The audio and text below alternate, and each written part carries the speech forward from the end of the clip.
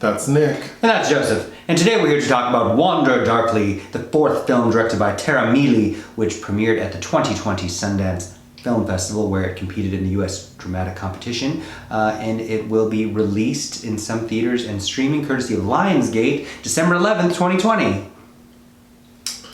Has this person done anything else? Yes, it's her fourth film. Oh, fourth, sorry. Have you seen the other three? No, I have not. One of them is her 2014 film. I'm forgetting the title of it. It was about an eating disorder that, according to IMDb trivia, was banned in several countries. Oh. The starving syndrome, something like that. But yes, I'd be curious to know about that one. I am. She's completely new to me. This was an interesting film. Uh-huh. I thought it was based on some of the little review snippets I read, more of a thriller. But it's just a drama. It does have some genre-bending elements, but I think that any discussions about that are more or less misleading. Yeah. Okay, the basic story. You're gonna spoil it all. I'm gonna spoil it. A couple, a man and a woman. Adrienne and Matteo. Adrienne and Matteo. Adrienne is played by Sienna Miller. Yes. Who I thought was Naomi Watts for a good 20, 30 minutes. Yeah, no, not Naomi Watts, Sienna Miller. And the man's name, Gabriel, is Diego Luna. Matteo is Diego Luna. They go out on date night because their relationship's kind of under stress. Under siege. Yes. They're not married, but they just bought a house and they have a young child. Mm-hmm. So they, in lieu of going to therapy, as they say, they have a date night. So while they're out on date night, they go to a house party. I thought they were at a restaurant. They were meeting at what I thought was another couple, a gay couple, and then she. That was a restaurant? I thought it was a house. I thought it was a club or a restaurant. It was a public gathering place. Either way, they're out and about. The night doesn't go very well because Adrienne bumps into an ex. A man that had a flirtation with her, played by Tory Kittles. So they kind of have an argument in the car driving back home when they get into a very bad accident. Mm-hmm. And as the audience, we assume that Adrienne has died. Mm-hmm. And the bulk of the film is initially what I thought it was her life flashing before her. Mm-hmm. So we get lots of snippets of her past. I want to say Gabriel. Matteo pops in to kind of offer her clarification. So they communicate while she's sort of revisiting her memories. Yes, and told in a very non-linear fashion, as then they're both, she believes she's dead. As the audience, it's ambiguous, we're not quite sure.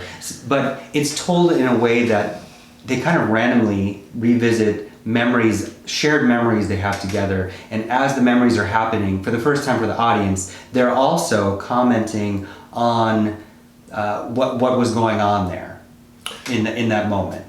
Okay, but the spoiler is Matteo died in the accident. Mm-hmm. So what the audience is experiencing with Adrienne is sort of some post-traumatic stress.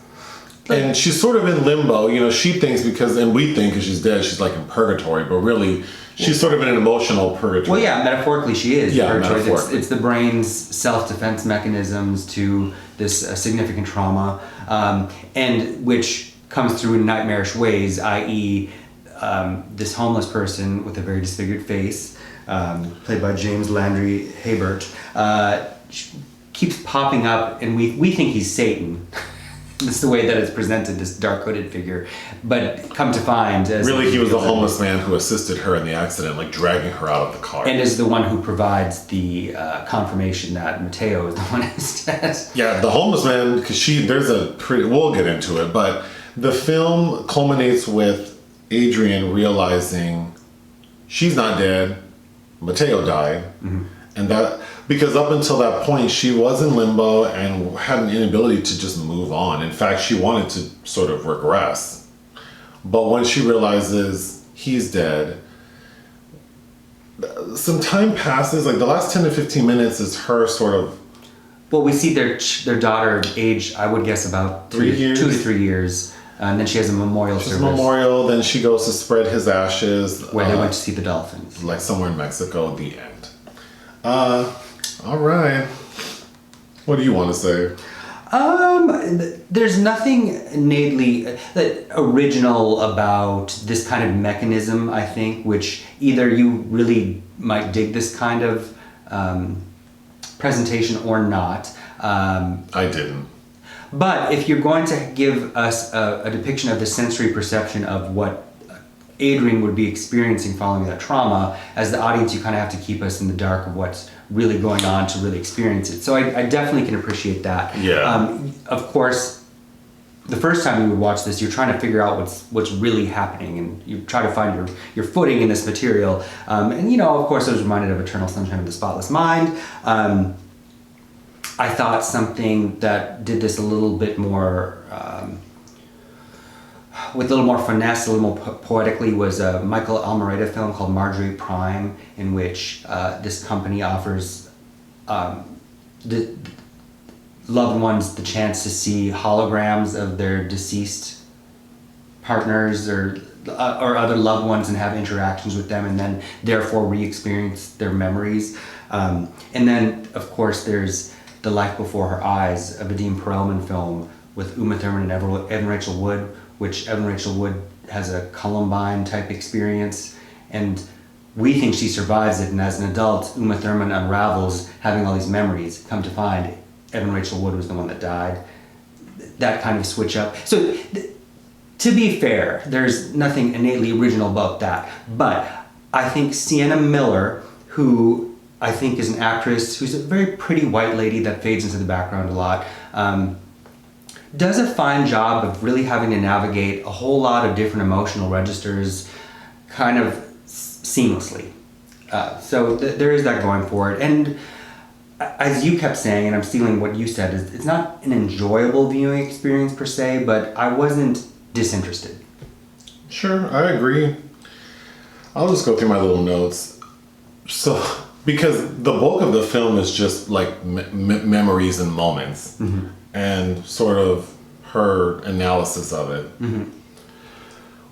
So when she has there's also reference to this trauma she experienced before the accident, which I wasn't quite clear. It sounds like maybe it was the childbirth that was traumatic. Yeah. Mm-hmm. But it's explained that the childbirth was very painful and difficult.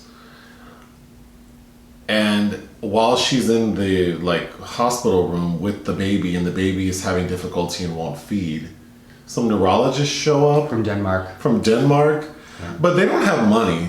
So I thought that was interesting. Like, these little regular people flew in specialists from Denmark to I don't know. help them with the baby not feeding. I wasn't clear if they were able to be part of a study that with these people. That was unclear to me. But it felt clunky, because then it's scientists sitting in the hospital room telling her oh, the baby has trauma like you have trauma. So you need to tell the baby about the trauma. So she literally tells the baby about how hard the childbirth was. Mm-hmm. And then that made the baby feed. I thought that was funny. I would love to hear what a woman who's had children and had to breastfeed thinks about that. But it isn't without its clunky moments. What I don't like about films like this that are more dramatic, but then they, whether it's the trailer or the marketing, make it seem like there's sort of a supernatural or dark component to it. This film does that. There is one scene that is effectively creepy when they're at the beach in Mexico, mm-hmm. and the water gets dark, mm-hmm. and then she freaks out and it transitions to her in the tub or mm-hmm. something. Mm-hmm. I thought that was effective, but again, it's kind of misleading because there isn't...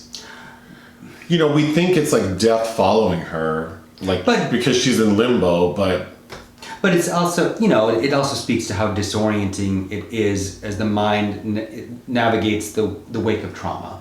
And I think that one of the strengths, of course, is the film's editing, which was responsible by Tara Miele and Alex O'Flynn, both who have excellent editing resumes and some superb American indie films over the past 5 to 6 years, but I think that the editing has a lot to do with any kind of cohesiveness. I thought this film felt like the story and the way it's presented felt like a one-woman show, a one-woman play. I could just see some person on stage sort of reenacting all these moments and standing at different angles talking to the audience, which kind of wore thin on me. Well, it's. I think part of the problem is, yes, Sienna Miller does. I think you could even say a fantastic job in this. And I know the studio's Oscar campaigning for her and Diego Luna, but I don't feel anything for her as a character. Strangely enough, I did get when she has the out of body experience early on in the hospital. That kind of I thought was effective. I thought that was kind of chilling and creepy. Yes. And then when it is revealed that Diego Luna is dead, her response to that is, I don't think it's rote. I don't know. I thought that was kind of moving. Yeah, but then there's that hour in between those two moments that felt a little chaotic, but also repetitive. Like, how many times is she going to say, like, something isn't right and she wants to give up? It just felt like we keep revisiting the same. It is a little repetitive. Which then transitions me into talking about these two people, like, because their relationship to the audience starts off rocky and never really felt like solid. I almost wish we'd had, and I know I say this, I think, about a lot of films, if we had spent a little more time with them developing their rhythm, as in, yes, things are tenuous, but there also are plateaus of happiness. Right. So it just kind of felt like, oh, this couple who isn't really doing that well, and they get into this bad car accident, and now how are they going to deal with it? But then the real gag is, well, the one died, so I guess she's lucky because she didn't want to be with him anyway. That being said, like, so it wasn't enjoyable to witness, but I do think we did have a nice conversation afterwards about it, because I do think it does present a very real scenario, which is two people, because they're not married, and she kind of forced having a child on him and purchasing a home, because there's a scene where he's saying, like, this doesn't make sense for me, like, I want to be able to move and do things, and we won't be able to do that if we commit to those two things. So I did think it was interesting as a conversation piece afterwards to talk about couples who do proceed to make those more sort of they're big choices, but they're also like weighted choices. Like, and what could, like, we don't often factor, or we don't ever factor in tragedy and trauma, right? Like, no one's banking on the fact that, like, we're gonna get into a terrible car accident. Yeah. So I think it's interesting and it feels authentic. It just wasn't very enjoyable to watch. Right, and it's just so strange that I felt so cold towards Adrienne as a character, but yet they're so, not poignant, but just very authentic human moments in the this. Scene I liked the least was with Adrienne. So her mom, played by Beth Grant, notable character actress, who I usually really like. Her mom and dad pick her up to take her to a doctor's appointment, and while they're driving en route, she recognizes the intersection where the accident occurred, and she jumps out of the car, like the moving car, and then sees the hooded dark figure that we had seen once or twice before and approaches him. And that's when the flashbacks combined with the gentleman explaining to her, like, I'm the homeless man who helped drag you out of this car, and oh, didn't your husband die? I thought that scene played out very it was a little hackneyed. Yes, but a little crunchy. But her response to it, and back at the house, I did like her performance there. Yes, how it plays out, sure. I also didn't understand the purpose of her mom being this sort of disconnected figure. Like, what purpose did her mom serve? Because the mom says, like, I'm not the type to be sort of emotionally present, but I'll cook and clean. And I just don't know what, like, why did we need that? Because the one actor who's like an SNL. Oh, Vanessa Bayer is Maggie. She's in it as Adrienne's good friend. I kind of felt like that character should have been, like, replaced the mom as sort of like her support, her anchor during this, recovery period. Well, because I thought and maybe if they had spent a little more time with that family, I think Beth Grant's mother was supposed to show how unmoored Sienna Miller was, and how she's what's the word I'm looking for? She wants two different things. She wants independence, as in not getting married, and then she also has these kind of estranged abandonment issues due to the emotional detachment from her mother. Is how I thought that was maybe trying to make a statement about her, but. My last note was I thought the music in the movie was nice. Alex Weston, who provided the the score for The Farewell with Awkwafina, directed by Lulu Wang. Yeah, I like the score. You said you didn't like how it looked, the cinematography. No. But it was just because I liked another film by this cinematographer, Carolyn Costa, who lensed Crystal Swan in 2018, which is set in 1990s Belarus, which I thought was a fun little Russian language film. Sienna Miller, I feel like she's done an awful lot of work, and I was running through her filmography, and I don't think you've really seen anything that she's in, strangely. I was also surprised to learn she's only 38 right now. Because I thought she was older than Diego Luna, but Diego Luna's older than her, and he's 40. I think she looks fine. She did. I'm not coming. She doesn't look fine. I just thought, but I also thought she was Naomi Watts, and Naomi Watts is like 52. She, unfortunately has. You know what you should know her from? She's the one that's on the cover of in the September issue of Vogue. Like Devil Wears Prada. Remember the documentary with Anna Wintour, the September issue about the 2007 issue of that magazine that... I remember that documentary, but I don't remember. Sienna Miller was the one on the cover of that particular issue. She's fine. That character wasn't very likable, on top of their relationship not being very... It didn't feel strong, and I didn't feel a sense of loss or sadness for what happened. Yeah. So then it just... I think the execution of the story was fine, and I think, like you said, it's not a unique story necessarily, but I think it was well done. Yeah. Enough. I wanted to mention about Sienna Miller and the lead roles. I think the best lead role that she's ever been in is Steve Buscemi's Interview, which is a remake of the Theo van Gogh Dutch film, where she plays a spoiled actress playing mind games with Steve Buscemi. But I wanted to mention too, on the statement you just made, listening to Tara Miele, the director, she made a statement that we listened to before the AFI 2020 screening of this film about how this is based on an autobiographical incident from her life 7 years ago that her and her husband survived, and made her feel gratitude for her, I think she phrased it, her messy little life. And I thought that was kind of touching, and I think that more or less is accomplished in this film, to be grateful and in the moment. And but do you think that character feels grateful? I think she comes to that realization in the end, and though that is the clunkiest part of the film that's rushed through, I think that is what we're supposed to be conveyed about Adrienne at the end. And maybe not as gracefully as it could have been, but I think for all of us stuck at home in the pandemic at the moment, there are some particularly resonant things in that sentiment. But yeah. We could be done. What would you give this movie? I would give Wander Darkly 3 out of 5 stars. I would give it 3 out of 5 as well. Thank you. Bye.